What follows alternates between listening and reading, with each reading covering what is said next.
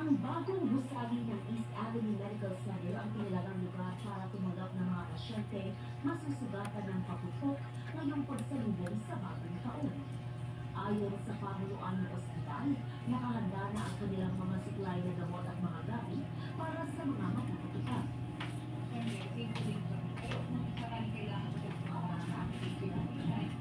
Is a foreigner assigned in Manila. Pero nagiging iba na yung definition niya, ginagamit na siya to define someone who is not Filipino. So para sa video na ito, gagamitin natin ang salitang AFAM. So ayun na nga, nag-break na pala sila, kaso alam mo yung flight details. Itong si AFAM, meron na palang iba. So yung jowa ngayon is yung pinagseselosan niya noon. Alam din pala ni Kodarchi na nag-break na si AFAM at si Pinay. Pero syempre, to show support dun sa anak niya, sinamahan niya pa din. So, naghintay sila doon, tapos nakita niya na si AFAM in person. Yung injuries ng pasyente. So, ito ay minor injuries. Manyani ang tako mao, picture ako. Manyani ang tako milig ako niya no. Susayan niya.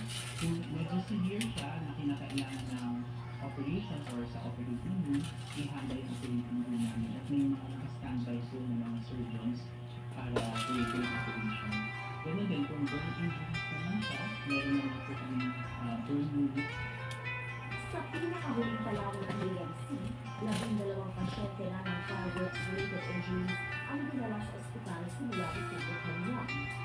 10 dito ang nakauwi na, habang ang 2 patuloy pang ginagamot matapos napipilan ng bahagi ng daliri at malaknos ang balat. Yung isa ay blast injury sa company.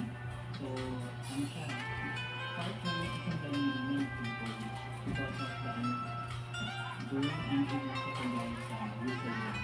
So, 44% burn. Nababahala naman ang mga doktor dahil karamihan sa mga biktima, mga menor de edad.